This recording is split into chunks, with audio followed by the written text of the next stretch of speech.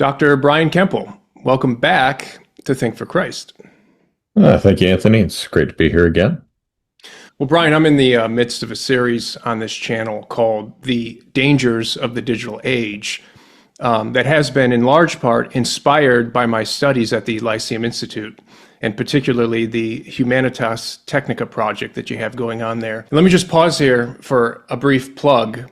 If you're watching or listening to this and you're interested in a deep philosophical analysis of technology and its relation to humanity and to culture, then you need to go enroll at the Lyceum and join in on this Humanitas Technica project there. And I'll go ahead and put a link to the Lyceum Institute in the comment section below for anyone that's interested. So anyway, Brian, I think that when most people think about the dangers related to digital technology in general and the digital environment in particular, they think about it in terms of its use. In other words, the common presupposition is that digital technology as such is more or less neutral, and it's only what we do with it that makes it bad or good for us. And the thought here is that I can use digital technology for good, or I can use it for evil. I can use it, for example, to connect with a distant loved one on video streaming, or I can use it to view pornography. How it affects me, according to this popular presupposition, depends entirely on how I utilize it. And of course, I think there's obvious truth to this idea, but it's not the whole truth about the danger of digital technology. I think there's a deeper and more subtle way in which digital technology represents a threat to us. And it's not just what we do with it that can be deleterious or harmful, but what it does to us. That is to say, digital technology is not simply a tool that we have shaped for use and that then can be used for good or for harm, but a tool that shapes us in its use. Our technology psychologically attunes us. It restructures and reshapes how we perceive things and how we think about things. So, Brian, can you unpack and elaborate on this more subtle danger related to the psychological attunement, the psychological structuring that we are subject to in the digital environment? Yeah, I think to start with, it might be a bit helpful to contextualize what I'd like to say to that point for your listeners by thinking for just a moment about the nature of technology itself. So even stepping back from the digital a little bit as a more particular instantiation of what we mean by the technological to a more fundamental question of technology's general nature in all of its various instantiations or instances. So most people, when they think of technology, right, they think of the devices, the instruments, this thing, that thing, I'm here, we're using technology right now, on a Zoom call, and there's a camera and monitors and microphones and headphones and all these various things that we have as particular instruments of technology. So that's how most people think of it. And then other people might think a little bit more broadly and extend that out to a kind of system, an interrelation of these different parts as they operate together.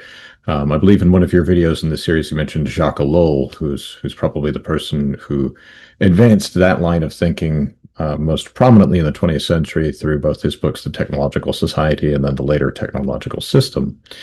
But I think another important element to consider in the nature of technology is a line of thinking promoted by Marshall McLuhan, the media ecologist most prominently known for his 1964 book, Understanding Media, as well as some interviews he did, most infamously in Playboy. But you want to get people's attention, I guess you go where their minds go, or their eyes. But for those people who read it just for the articles, right? But Marshall McLuhan had the thesis that he advanced that technology is essentially a series of extensions of our own natural capacities through these instruments or systems. And so, the wheel extends the capacities of our legs, and reading extends a certain capacity of our minds, and so on and so forth. But then one further point, and I think this is probably something drawn more from of all people, Martin Heidegger, is that technology is essentially a mode of thinking. So we have these four different conceptions, right? Technology as instruments, technology as a system, technology as extension, and then technology as a mode of thinking. And I think that that lattermost point is the one that is hardest for a lot of people to grasp because it's the least obvious, right? Our thinking, despite something we do all the time, is rather opaque to us because of its familiarity. And so seeing how a technical mode of thinking shapes our existence, shapes our behavior, shapes the way that we extend our capacities or our faculties through these instruments or systems is a really hard point to capture, but it's one that's really, really essential to understanding how we've ended up in this situation where so much of our lives seem determined by the technologies that we use.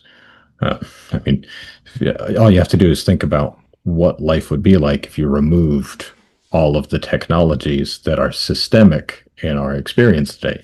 Take away not just the internet, phones, television, cars, all of your instruments or equipment that you use in your jobs.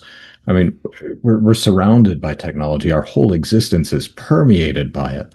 And so it's kind of hard for it not actually Yeah. to change our thinking, to change our mode of thinking. So it's a really hard point to convey to people. I think just because it's challenging to think of just how reliant on it we are, Yeah. how much it shapes our interactions with each other and with the rest of the world. So I think that's maybe just a good point to sort of start with. And I don't know if you have any responses or clarifications that you might want to introduce there, but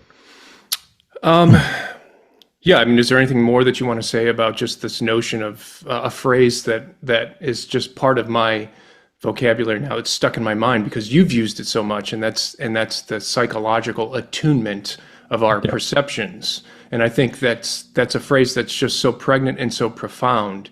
So, is there any way in which you can just elaborate on that in particular? Yeah. And again, to go back to sort of our preconceived notions and then to see how we should maybe think a little deeper. Um, we tend again to think of technology as very extrinsic to ourselves. It's something outside of ourselves. But as part of this mode of thinking, and particularly the psychological attunement, we can see very easily how our minds are reshaped by technological use. So the easiest example I can always think of, having been, really part of the first generation that grew up with the internet and before a generation that grew up with smartphones, is phone numbers, actually. Yeah, I used to know dozens of phone numbers off the top of my head. I knew everybody that I knew. I knew their phone number. I could just recite it. Now I sometimes forget my own phone number. If I didn't have to give it out every once in a while, I probably would forget it. And that's because it's all programmed into my phone now. yeah, I don't need to remember it. The phone remembers it for me. Even a lot of website addresses that I go to, I don't need to remember the whole thing because you start to type in the first four letters and the browser remembers for you that's what the right. rest of it is. So what you can see there is at a very basic and simple level how we outsource certain behaviors or certain actions to these technological devices. And through that outsourcing, we shift our own cognitive behaviors. We slide into a different modality or a different pattern of behavior. And that's a very obvious superficial level of that, right? If we start to think about our other behaviors wherein we have extended our natural capacities or actions through these various technologies, we might start to see that there's a whole lot of other aspects of our lives that have been reshaped by the incorporation of these various technologies into our thinking. One other sort of famous example of this in the 20th century is the way that cars reshaped our neighborhoods. When you have cars, you don't need to live so close to everything anymore. You can spread out. But then there's, of course, certain consequences to that, like how it changes your interpersonal relationships. You don't really need to know your neighbors to have a social circle anymore. Yeah, But what that ends up doing is it changes the way that you interact with your social circle. It makes it much more voluntary, much more elective, and actually much more isolating. You don't have to get along with people you maybe don't like so well anymore, Yeah. or gets to know them and realize that you actually maybe do like them. So it's a fairly obvious example again how that sort of shift happens, where you see this perhaps with the digital, is now you just have so much more choice for everything that you do. Cars, and it expands your geographical accessibility of the world so that you have more choices, like which stores you go to, which people you associate with. The digital, as it is reshaping just about every possible human interaction, you see that, well, now I can watch anything I want to watch. I can buy anything I want to buy. I can talk to anyone I want to talk to. I can ignore everyone I don't want to talk to. And we have our whole worlds now are reshaped by this digital environment. And that has just a whole domino effect on all of our habits. Just Yeah. about everything we do now is in some way different because of the internet. Our minds are ordered towards entirely different sets of objects and engaged in entirely different sets of habits. And so one of the, let's say, maybe deepest shifts that happens there is how much we are now attuned to objects that are illusory and not real. Yeah. I mean, and this goes in some way to think about really the fundamental nature of digital technology. So getting back to that initial point that it's not just how we use it, it's what it is in itself is not something neutral. Which isn't to say that it isn't useful or that there aren't good uses to be Sure. made of it. But digital technology is essentially fragmentary, first of all. And that's something that we don't see when we're looking at it on our screens or hearing things through our headphones or what have you, because it appears continuous. But everything that's even going on right now between us, right? The camera is recording light, translating it essentially through the computer system into fragmentary bits of data, which are then stored and sent through all of our cables and wires and the air in bits of data, which are then received and reinterpreted and reassembled on your screen, but in a way which isn't exactly as the actual data is being sent, right? Or being received by the camera. There's a slight blurring effect that we both have on our cameras, right? That's not real, right? That's not how my room is not actually blurry, right? Thankfully, right? So there's this continual possibility of reshaping everything. And the digital encoding actually makes in its own architecture no distinction between what is real and what is fake. Yeah. Everything is stored in exactly the same way and can be reassembled in exactly the same way. So we live in this world now of constant illusion, and where the lines between the illusory and the real are quite literally blurred all the time. That's going to have a pretty profound psychological impact on us, I think, when that is the predominant, sort of means through which we view a great deal of the world. Yeah, that's really good. The example I like to use, Brian, is GPS. Prior to the advent of GPS and the widespread proliferation of GPS, you basically had to structure kind of a mental map of your environment in your mind so that you could, get to places, so that you could move around in an accurate way. But now it's like, I know for myself, I've almost completely outsourced my knowledge of geography, just even local geography, to machines. And it's affected the way I think. And it's something that I complain about all the time to my wife, and she's sick of hearing me saying it. But I'll plug an address in GPS and I'll say, man, I really need to resist this. I really need to go back to remembering the geography so I can get to places without having to rely on a machine. But that's just another kind of simplistic example of the way in which our technology actually affects the structuring of our consciousness. It's not just in its use, but in how it affects us. And if I may, I think that maybe a better, more profound, important example of the malformation of the intellect specifically in the digital environment, is the habit of conspiratorial thinking that we're seeing everywhere online today. And this is something that I've been thinking about lately, and something that's been honestly troubling me. There is a reason the conspiratorial form of thinking is thriving online right now. And it has to do, I think, with the way in which the architecture of the digital environment is shaping our cognitive habits. Now, this is something of a half-baked idea that I'm entertaining right now, Brian, but allow me to subject you to it nonetheless. I think one of the more unsettling attributes of the digital environment is how it exposes us to an unbounded stream of data and information. And I think this leads to cognitive overload. And in order to process this deluge of information, we have to have some principle of organization. Now, ideally, this principle is provided by education, right, in its classical form. That is the formation of virtuous habits and dispositions of the mind.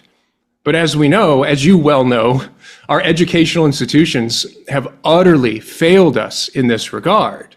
And when proper intellectual habits are absent, the mind falls back on, let's say, a more primitive but highly efficient and ready to hand cognitive mechanism. And that is narrative reasoning, or I like to call it conspiratorial thinking. Narrative has become the default reasoning form in the digital environment. To understand something online increasingly means that I can tell a story about it, that feels coherent, that feels consistent, that has narrative resonance. And then on top of this tendency, in the absence of true education to organize information by means of narrative, the digital environment also rewards and reinforces narrative over reason through its algorithms of engagement, which privilege emotionally charged, dramatic, agent-centered stories, right? Stories which always resolve to some cabal pulling the strings behind the curtain. These algorithms, they hide nuance, they punish qualification, uncertainty, humility, right? Slow processes of reasoning. They reward patterns of thought that are confident and dramatic and moralizing and explanatory in broad and overly simplistic strokes. And these are all traits of narrative thinking. So the architecture of the digital world structurally undermines the intellectual virtues needed for a reality-based reasoning, and it structurally amplifies the vices that produce conspiratorial thinking. We're being intellectually habituated online toward narrative coherence or narrative resonance rather than true correspondence. So that today, I think we're generally confusing telling a story for reasoning. And anyway, I'll stop here. What are your thoughts on this, Brian? Do you think this is a fitting example of the perverse psychological attunement in the digital environment? Yeah, I think, I mean, you've opened a giant 55-gallon drum of worms here, I think. Actually, I've been doing a lot of work myself on the concept of narrative and what that means. Partly looking at the history of it, and then even looking at part of what I think you're getting at here, which is, I would almost call it something like a return to a mythic narrative. Yes. Specifically. And the notion of myth, as well as narrative, I think dovetail in very fascinating ways in the 20th century and into the 21st as part of this overall technological shift that happens most especially with the advent of electricity. So once you get electricity and you get electric networks, and then you get communication networks built on that electric basis, you have, to refer back to Marshall McLuhan, what he called an extension of the central nervous system, that in a certain way exposes us to a kind of raw overstimulation. Yeah. like that information deluge, that information overload that is characteristic of the digital. I think that already started in some sense with television, and in a more primitive sense with radio, where now you're hearing news and being exposed to stories and ideas which are much broader, much wider than a natural human proportion. Uh, we are not by nature global animals, Hmm. and yet now we live in this global sphere of information, which is overstimulating to us constantly. Um, nothing is worse than the 24-hour news cycle, right? Where you're No. hearing things about what's going on all around the world all the time. And it's even if it were positive news instead of the negative news that it normally is, it would be too much, I think, for us to take in. And so, in that overload, in that overstimulation, there's a withdrawal from the capacity to attune to the veridicality of these things. When you're hearing news from all over the world, or even just all over the country, you can't actually ascertain or determine what is true or what is false with respect to that. You have to trust the people who are telling you, or you begin to distrust everyone. Those are Yeah. essentially your two alternatives. Right? And so, in that, what ends up happening, I think, especially with the digital, is that where you no longer just have the authoritative news source, now you have 8 different perspectives, 20 different perspectives on each and everything that happens.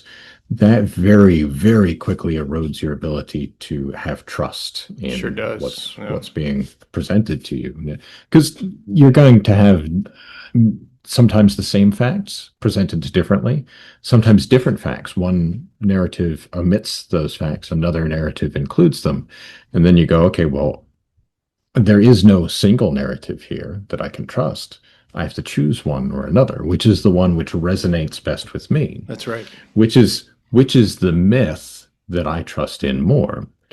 And my dissertation director had a fascinating paper that he published back in 1971 when myth was kind of a sort of background academic topic that was This being John Deely. John Deely, yeah. Yeah. The title of the article is Myth as Integral Objectivity. And we don't need to go into the weeds as to exactly what he means by that phrase. But the basic premise that he puts forward and that he defends is that myths, the creators of myths and adherents to myths don't actually care about whether or not they're true.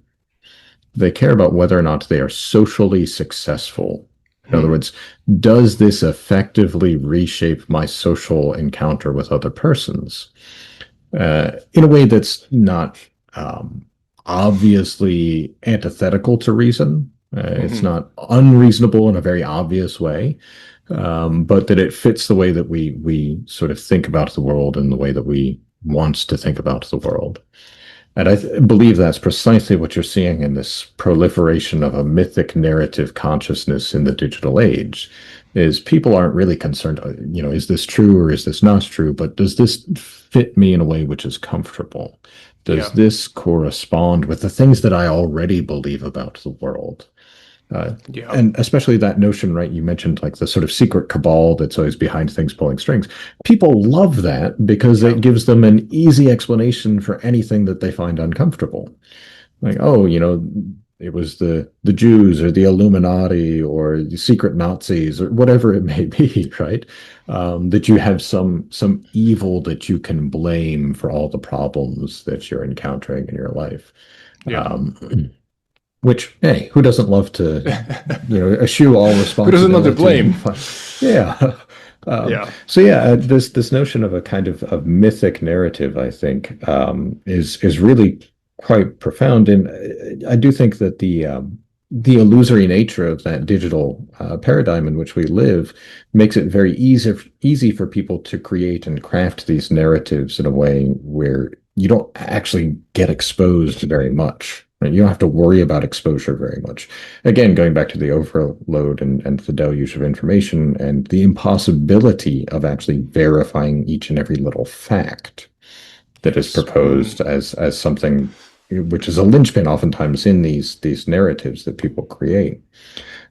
So I would say that just very briefly that I think the notion of narrative in general, and this actually relates back to the previous conversation that we had, about cosmological Yeah. nihilism. When you have that cosmological nihilism, when you don't believe that there's a narrative to the world itself or the universe itself, then every narrative is something which is merely crafted or created or fictionalized, Yeah. rather than the narrative of creation, the narrative of something like the economy of salvation, where there's a story, there's an arc, but we're not the authors of it.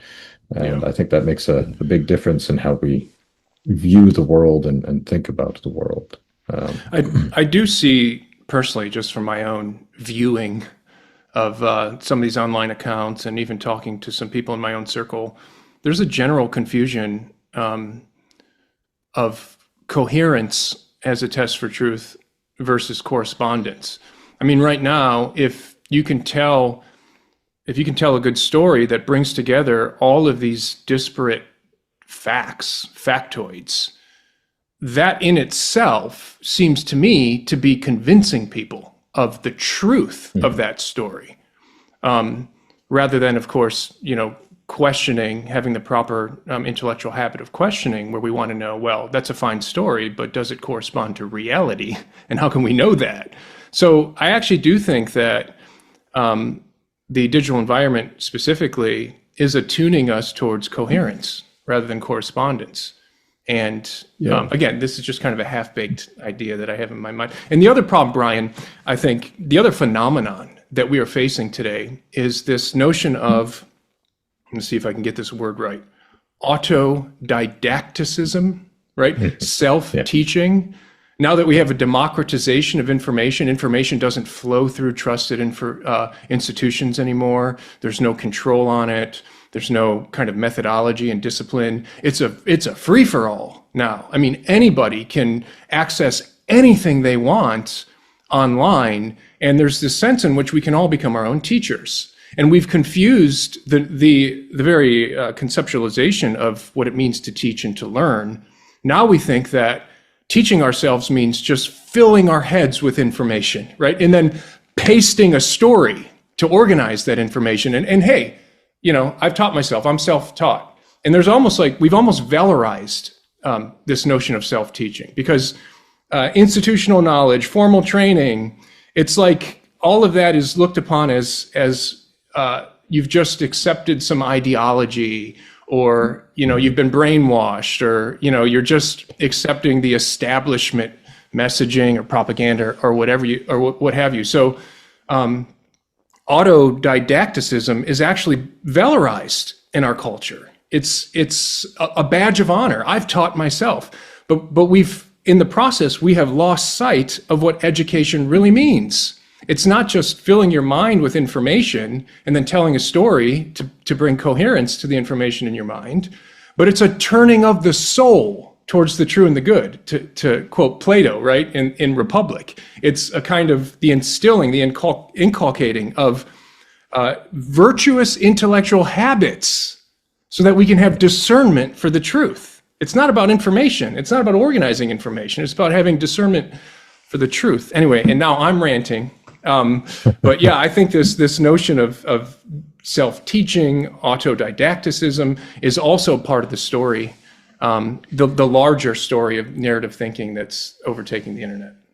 Yeah, and again, this goes back to some of the roots of the technology, where everything's fragmentary and disconnected by nature, right? And then we are the architects of how it is reassembled from whatever storage has been produced for it. That's a good way to put it. Yeah, when we think about, I use the word autodidacticism sometimes almost as a rhetorical move, right? To try and reach out to people who do want to step, and I think oftentimes for legitimate reasons, outside the standard institutional structures of education, on which, again, I won't start ranting on that here, because that's a long rant, and one that I go on very often, because I do think there are very, very deep problems with our institutions of higher education, especially all education, but I think especially in a lot of ways, higher education. But what's problematic there, in terms of this sort of dispersion of oneself out into the information environment, and then efforts to reassemble this into a narrative for oneself, a structure of meaning for oneself. Um, and first of all, it's actually oxymoronic to use the word autodidact. Teaching, the nature of teaching, I always go back to Thomas Aquinas on this in his Disputed Questions on Truth, question 11, which is specifically on the teacher, which I think is in many ways actually a response to St. Augustine's Dialogue de Magistro. But there, what Aquinas says is that teaching fundamentally consists in demonstrating to one's student one's own process of reasoning. So it's not the facts, it's not the data, it's not the information, it's the actual operation of thinking through from premises to conclusions. And that is essentially what teaching is that demonstration of that process of reasoning, which is not merely an imparting of the same process of reasoning to the student. It's not as though you're transferring this process to someone else. You're showing what it is to think. Yeah. And then the student, in seeing what it is to think, learns to think him or herself. And I think that's something that is absolutely absent from the way most people absorb and try and bring in information from the digital. But also, you're not really engaging with the teacher when you're doing things asynchronously all the time, I think, which is a real difficulty that I think it's a great thing that we have access to all of the information and thinkers and what have you through the asynchronous media of the digital. It's great. We do that at the Lyceum a lot. All of the lectures are recorded and then delivered asynchronously. And then we record the conversations as well, so that people who can't make them can still participate. But it's so much richer when you're actually able to engage with the teacher and Sure. ask questions. I mean, the asking of questions of the teacher so that you can have your thinking in some way correspond to his or her thinking. If you don't have that, there's always a gap. There's always a lacuna in the process of the transmission of teaching. Yeah. And so, again, to go back to the point, autodidacticism, well, you can't teach yourself, actually, quite literally, is the point there, because that would be showing yourself the process of your own reasoning, which I don't think actually helps you when it comes right down to it. Yeah. That's so, a great point. Yeah. And so, too, if you don't have this discovered process of reasoning, of seeing the logic behind how the mind moves, you're probably going to end up incorporating a lot of things which are ultimately, they might have an appearance of coherence in that they fit together in the sort of framework of your own mind, but they don't have that correspondence back to reality. Yeah. Correspondence begets coherence. For sure. And so I think that's why reality is intelligible. Yeah. And so I think that's why coherence as a sort of product of the process of discovering truth is more immediately appealing to people. Yeah. It's like, okay, well, this is coherent. I can buy this, right? I can deal with this. This fits. It's nice. It is a negative test for truth, coherence. If it's not coherent, if it's not coherent, then but it doesn't work the other way around, and that's right. That's the problem, right? Just having coherence does not guarantee you correspondence. That's right. That's right. I don't know if this is too strong of a statement, but it's something that I always say. All right. But I think that too much information for a mind that hasn't been habituated in a virtuous way, a properly human way, is actually a form of intellectual gluttony, maybe even poison. Mm-hmm. It will actually be harmful to you if you're exposed to too much information without proper intellectual training and habituation. But anyway, that's a strong statement, but I just feel this reinforced more and more in our digital age. Well, and I think it's true for all of us, right? I mean, there's too much information for anyone, no matter how great your intellectual formation. Good point. Good point. There's always some sort of proportioning. I always think of Aristotle in the Nicomachean Ethics uses the example of the wrestler, right, who needs to eat a lot more food than the small housewife or something like that, right? Yeah. That's true with information. There are some people who can take in enormous amounts of information, but they too have a natural limit. Yeah. I think it was Michael Phelps at the height of his career ate 12,000 calories a day, Oh my God. which it's a lot of calories. But even he couldn't eat 20,000 calories a day. Yeah. Right. No, that's well said. That's a good point. Well, let's transition a little bit, Brian. In a recent episode, I maintain that digital technology is inherently dangerous to us because it's progressing with indifference to the properly human good. That is to say, it's not developing with the flourishing of the human soul as its end.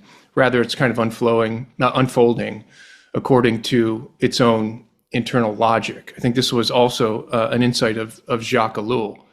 Now, I've heard you talk about. I've read some statements that you've made in regard to a technologically mediated fragmentation of our souls. I think that's a direct quote from something that you've written. So, can you explain this to us, Brian? In what way does digital technology in general, and maybe the digital environment in particular, tend toward the disordering or the disintegration of our souls? Yeah, it's a complex question. To start with, we have in general made a very bad use of digital technology since its advent, right? To the point that it is now essentially 60 to 80 years in development towards digitality being the sort of paradigm through which most of our technology operate. I mean, it's pervaded everything now, right? You can't buy anything without some sort of digital technology incorporated in it. I mean, I suppose maybe there's some exceptions. You buy some drinking glasses, maybe they're not chipped yet, but your forks soon will be, connected to the internet to tell you how many calories you've eaten, right? Yeah, that's a good idea, actually. Yeah, I wouldn't mind maybe a little bit of a natural calorie tracking in all of our utensils. But no, the way that it's been progressively structured, I think, to the point that it is this sort of systemic problem, right, to the whole of our society in some ways, is very much ordered towards and ordered in accordance with other non-digital technological systems that I think are also perhaps dangerous or open to danger with respect to the human soul. And not to get too complicated, but there is always this intermingling, right, of these different technologies with each other. Digital technology and economic technology, like a system of capitalism, which is instantiated through various governmental and otherwise mind-dependent human ways of thinking. They feed off of each other in a rather symbiotic destruction of the human soul, I think. I'm not an anti-capitalist, I'm not a socialist or anything like that, but it's a technology which needs to be thought through carefully in its implementation. And I think when you pair that with sort of underlying philosophical presuppositions like a radical individualism, then you get into really, really dangerous territory as a consequence thereof. And I think to tie this into the sort of fragmentary nature of how we use the digital, it's very individualistic. I mean, it is an incredibly individualistic way of interacting with the world, which always sort of paradoxically ends up in a kind of collectivism. When you have radical individualism, collectivism is the end result. So everybody uses YouTube, right? Everybody uses Twitter or X or Facebook or these large platforms in very individualistic and collectivistic ways at the same time. And so this digitally mediated fragmentation, which comes about, is very much through the illusion of choice that we get, I think.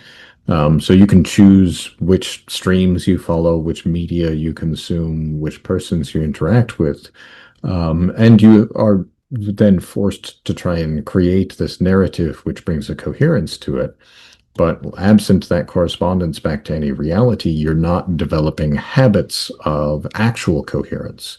You're developing habits of fictional coherence, which oftentimes lead you farther and farther away from what really is, from the natures and the faculties of human beings as they actually are themselves. And I find the clearest and most obvious exemplar of this is in broadly what I would call the post-gender ideological movement, which has been incredibly accelerated by digital technology. It's not to say that there aren't some more fundamental confusions which are often at the root of this, but you see how it becomes exacerbated so quickly through the kind of fragmentation that becomes co-opted into these fictitious coherent narratives that people craft for themselves online. And it gets even further and further away. I mean, the people who identify themselves as transgender are obviously victims of this, but I think of things like the furry community, which is an even more extreme example of this. And it's no coincidence that a lot of people who are becoming violent against mind-independent reality have association with it. Because that is a fictional narrative which just cannot cohere with the world as it actually is. That so is anything deeply, which threatens deeply that, insightful. yeah, anything which threatens that becomes something that they're going to react violently against. More and more, the more that this narrative they have fictionalized for themselves finds itself rebelling against the real. Yeah. And I think there's a kind of a distortion online when it comes to the truth about our own nature. And this plays into what you're saying. Everything seems like resolved into this notion of preference and choice. So much so that it's almost as if we build up our own natures by a process of choosing, by directed by our own preferences. And then if we are able to construct our own nature, if we are able to construct our own identities based on this principle of preference and choice, then when someone comes along and tells me that this identity that I have created and now identified with and absorbed, that it happens to be, that it doesn't happen to correspond with reality, that it happens to in fact be false and bad for me, suddenly now you're not just challenging some particular preference that I have, you're challenging my very being, who I am to the core. And, the shadows, our digital shadows have become more real to us than our actual natures.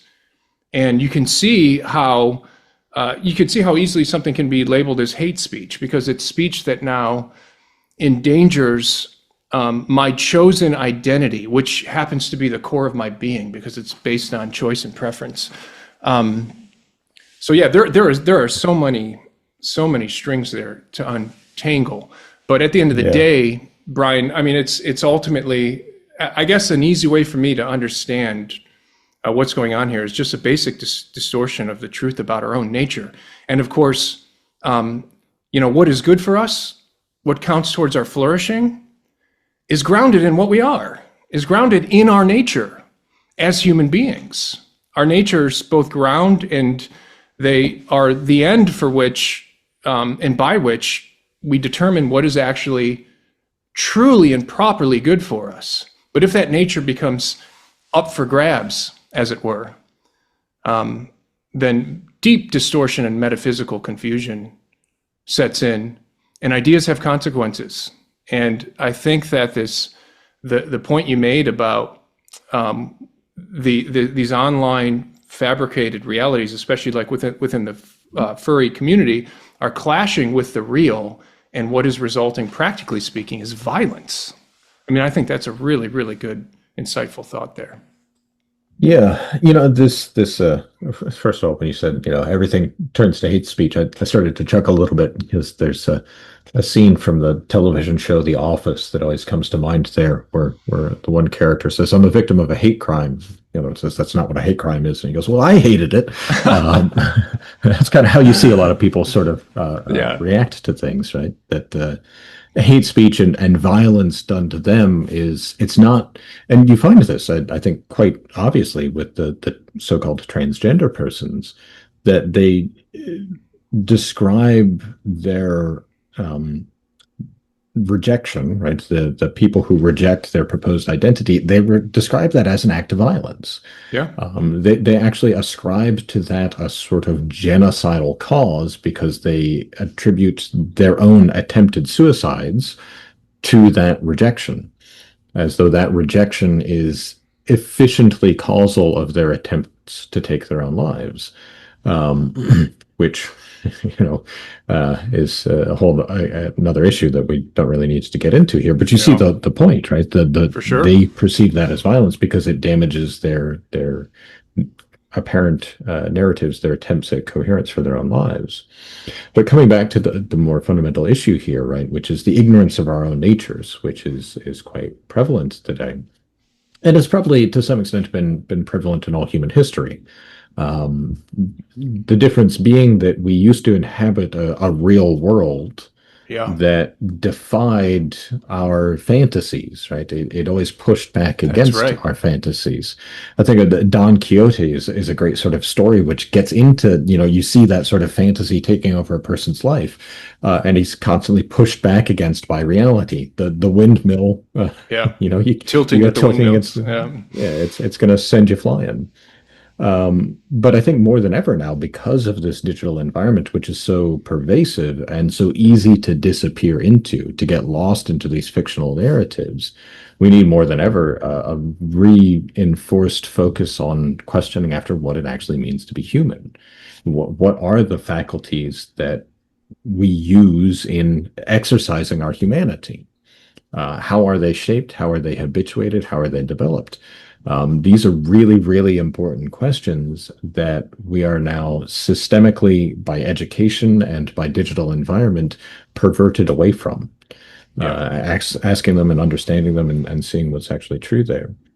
So, this is why one of the things that we often have as kind of a cornerstone of the Lyceum is a study of human psychology, particularly Sure. through the lens of Thomas Aquinas, who I think was perhaps one of the most astute students of human nature in all of history.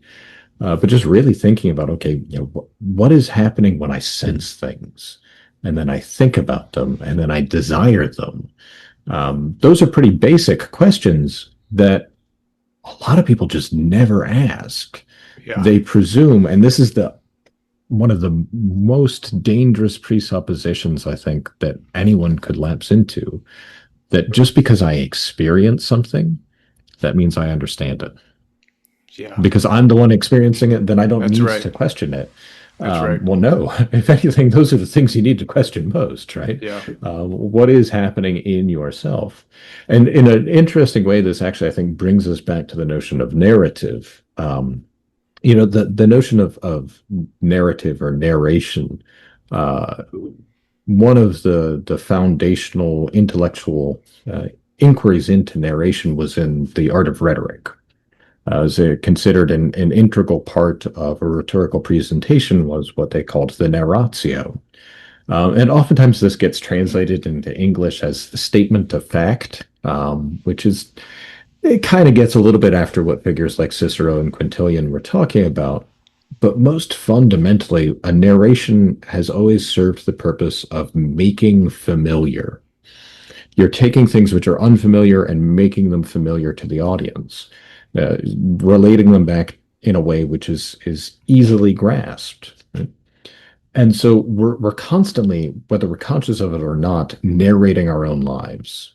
We're always taking new phenomena, new things that we encounter, and trying to explain them to ourselves in a way which makes them familiar and comfortable to us.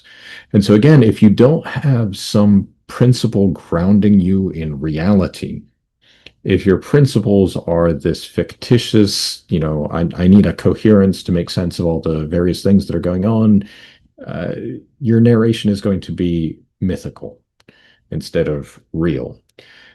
We need that narration. I mean, we have to. We encounter all sorts of things which are different and strange, and we need to make them familiar in order to make sense of them to ourselves, in order to make sense of ourselves as well. Sure. But if you don't have that basic foundational truth of what you are, then your narration is going to be one of self-deception rather than self-realization, of understanding yourself. It's the first principle of all wisdom, right? Know thyself. Yeah. If you don't have that, then you don't have anything in some sense. Everything's Yeah. a lie, a fiction, a made-up story. Yeah. It's what got Socrates going on his mission. Yeah. Well, let's push this a little bit further, Brian. I think that we've now entered into what I consider to be like a new act of the digital age. It's what I've referred to on this channel as the AI phase. So that today, this idea of algorithmic governance in digital environment is largely being outsourced to autonomous computational systems that go by the unfortunate name of artificial intelligence. The digital environment is transitioning in real time from being a domain of human-mediated interaction to a domain of machine-mediated interaction.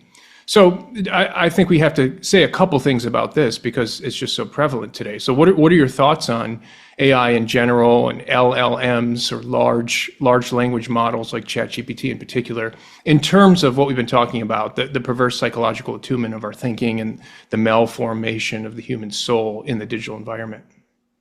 Yeah. First off, I've been trying and sort of searching for some time now to find the proper descriptors to get people to think about what these technologies actually are. And the term that I keep recurring to with respect to LLMs or artificial intelligence, or as I usually like to call them, intelligence simulators. They're not really intelligent in any way whatsoever. But they do simulate the products of intelligence in a way which is, again, very illusory but deceptive and confusing to most people. But what I often call them is kaleidoscopic narcissism machines, because essentially what they are doing is whatever input you feed into them, they take a multitude of different ways of reflecting that back at you in how they respond. Actually, I hate how easy it is to lapse into this. Calling it a they is Yeah. inherently deceptive as well, right? It's Yeah. not an entity, even in the sense of being a one thing. It's a multitude of layers of these different mirrors to reflect back through language certain conceptions to us. So just thinking about that sort of narcissism. First of all, not Narcissus, the myth. He's obsessed with his own image, but he doesn't recognize it is himself, and I think that's an important part to the myth that a lot of people miss. Is that you don't realize that the machine is reflecting back you to yourself, unless you're very conscious in how you are using it. Again, it's another technology that I think actually has a great potential. It has a lot of power, Sure. and in some ways it can be very, very useful, but it's also incredibly dangerous. It is the most dangerous iteration of digital technology that we've encountered heretofore for myriad reasons, not least of which is the way that it readily substitutes for not only our own thinking, but also our interpersonal relationships. I think the biggest danger right now with these technologies is to lonely people, because it can sound and feel much easier and more natural to talk to than most persons that you encounter. Yeah. Especially the voice chat models. It's a very dangerous sort of thing to import a kind of personality narcissistically to this machine to be precisely what you want in an interpersonal relationship. Yeah. And you can do it in a way where it kind of abstracts away from all those natural frictions that naturally exists between two people who are interacting in reality. So it's very easy to fall into that. Yeah, it will give the appearance of listening to you much better than most persons do. Yeah. Most of us, especially today in our digital fragmentary environments, are very distracted persons. I think in one of your videos you quoted T.S. Eliot's Burnt Norton. Distracted from distraction by distraction. Yeah. Men and bits of paper, whirled by the cold wind, timid apathy with no concentration. That describes us all much better today than it did in 1936, I think, when he penned the poem originally. So that sort of distracted nature that we all have, the machine is fully attentive to you. Yeah. Or gives the illusion of being fully attentive to you. It doesn't actually have attention to give, but it gives that illusion very convincingly. And that feels nice. It feels nice to have something which seems like it's doing nothing other than listening to you and devoting all of its, energy, its resources to answering you, to being with you. And the fact that it's adaptive, that it can learn to respond in a way that is more and more positive, that you respond to more and more positively. Ooh, that is so dangerous. Sometimes, Brian, like I'll be interacting with ChatGPT or something like that and just trying to flesh out some ideas, which is really good for if you treat it like a kind of like a research assistant. But sometimes it will respond by saying, that is a deeply philosophical insight. You've really touched upon something there. And even though I know I'm interacting with a machine, right, it still affects me. Like, wow, thank you. Thank you, Chat, That feels great. Wow, I'm brilliant. Right? So it's so deceptive. Yeah. That that tendency. You can structure it. You can give it, instructions on how to respond to you. Okay. Which is very helpful, in fact, because first of all, I tell it to depersonalize. Don't present yourself. That's don't a really say good I. idea.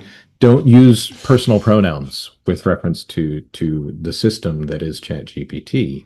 And then I try myself not to use personal pronouns. It's really hard not to use you, right, when you're addressing a sentence to anything. I also tell it to have no sycophancy, no, don't compliment anything that I say, and I find that very helpful as well. Because it feels nice, and you think, oh, I'm really on to something here. You may not be, right? You might just be getting that narcissistic reflection back at you for what you want to hear. There's something else I was going to say there, and I lost it. Maybe it'll come back to me. But I think the myth of Narcissus or Narcissus, I can't remember exactly how to pronounce that name, but I think it's just such a good illustration of what these LLMs really are. They just reflect back to us these algorithmically curated mirrors of our own habits, right? Of our own preferences. And we just don't recognize that that's what's happening, and it can just become so enticing.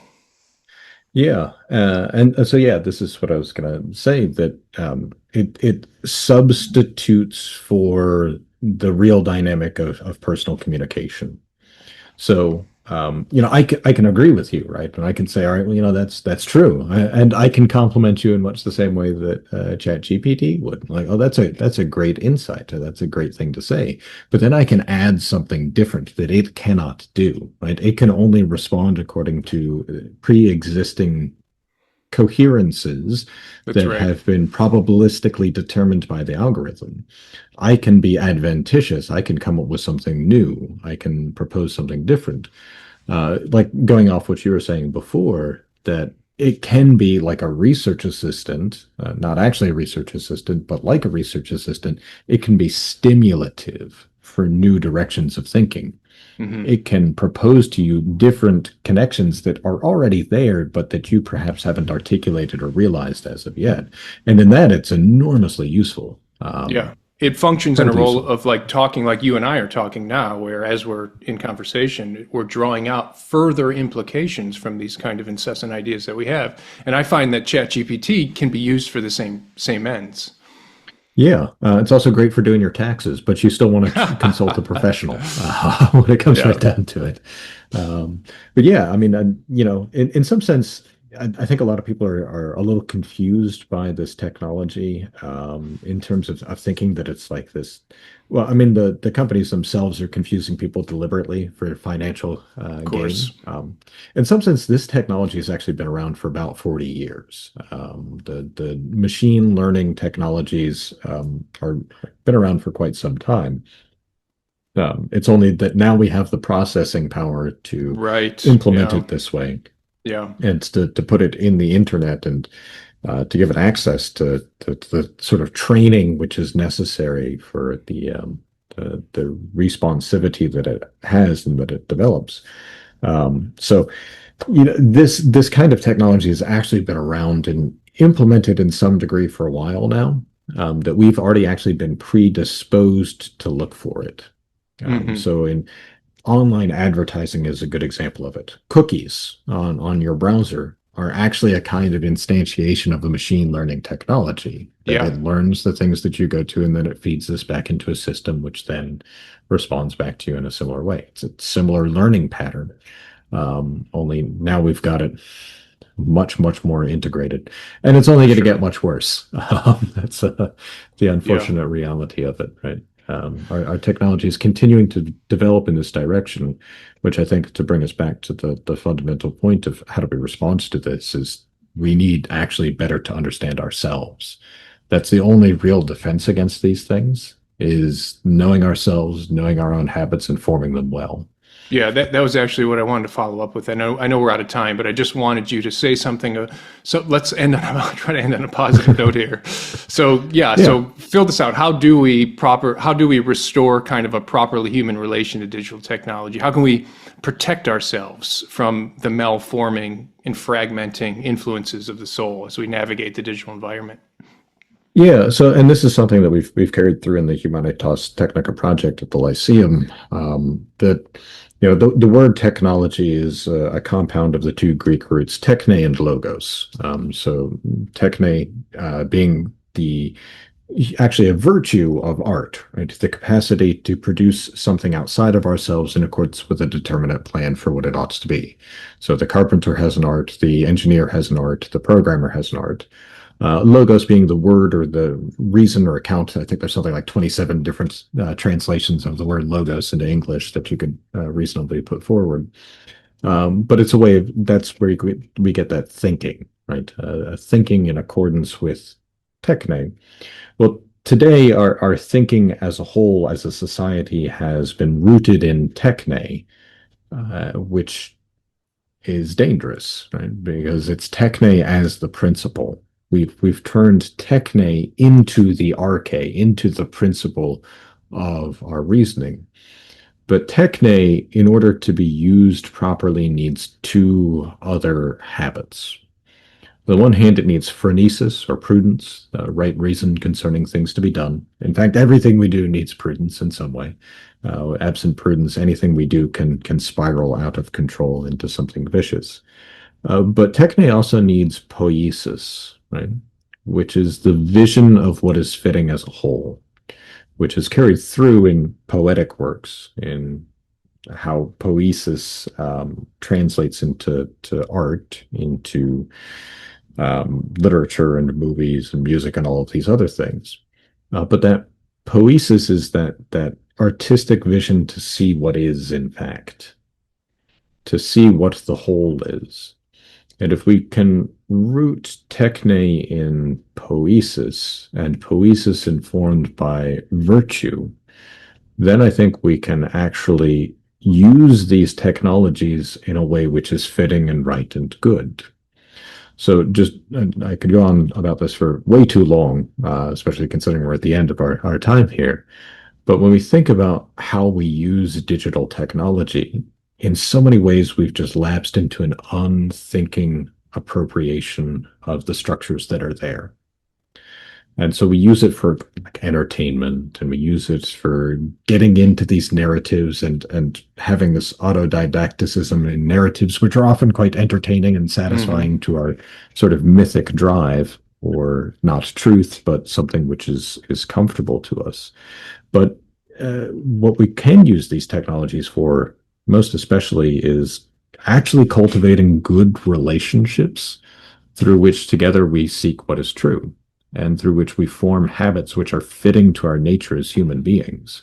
So, meaningful studies, studies that are not just accumulation of information, but studies that really cultivate in ourselves habits which are fit to our nature. So that's where, not to promote the Lyceum exclusively, but it is something that is trying to do that, right? Yeah. What are the habits of reasoning that we need to live in this environment? That's our goal. That's what we're trying to do. And you are doing it well. And just finally here, for anyone who's stuck with us this long, first of all, congratulations. But yes, please go to lyceum.institute, where you will find, I'm convinced, a representation of what education ought to be. So anyway, with that said, Dr. Brian Kemple, thanks for this. Thank you, Dr. Anthony Alberino.